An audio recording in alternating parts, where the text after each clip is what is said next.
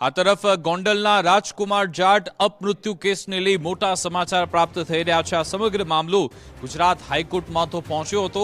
હવે મહત્વની જાણકારી મળી છે। આ આખા પ્રકરણમાં હાઈકોર્ટે રિપોર્ટ ચકાસીને એક હુકમ કર્યો છે। નગ્ન ફરવાના સીસીટીવી મુદ્દે તપાસના આદેશ આપી દેવામાં આવ્યા છે। હવે આ સમગ્ર બાબતે 25 ઓગસ્ટે વધુ સુનાવણી હાથ ધરનાર છે। રિપોર્ટ સાયલેન્ટ હોવાથી હાઈકોર્ટે ટકોર કરી સરકારી વકીલે ડીવાયએસપી દ્વારા તપાસની ખાતરી આપવામાં આવી છે। 25 ઓગસ્ટે હવે આ કેસની વધુ સુનાવણી હાથ ધરાનાર છે। તો ગોંડલના રાજકુમાર જાટ અપમૃત્યુ કેસને લઈ સમાચાર।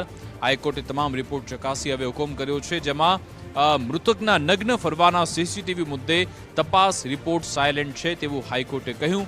હવે સરકારી વકીલે ડીવાયએસપી દ્વારા તપાસ કરાવવાની ખાતરી આપી છે। 25 ઓગસ્ટે વધુ સુનાવણી હાથ ધરાશે। આજ અંગે વધુ વિગત આપશે ફોનલાઈન પર ધર્મેશ વેદ જોડાઈ ગયા છે। જી ધર્મેશ। વિકાસ, ગોંડલ રાજકુમાર જાટ અપમૃત્યુ કેસમાં ગુજરાત હાઈકોર્ટમાં જે તમામ રિપોર્ટ ચકાસ્યા બાદ જે મૃતક રાજકુમાર જાટના નગ્ન ફરવા સંબંધે તપાસના આદેશ થયા છે।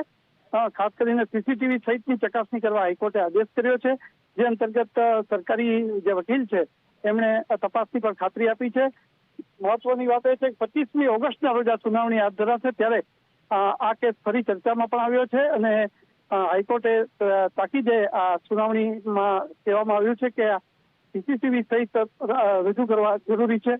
એ અંતર્ગત હવે 25 જે સુનાવણી છે એ 25 ઓગસ્ટના રોજ થનાર છે। જી બિલકુલ, આભાર તમામ જાણકારી આપવા બદલ।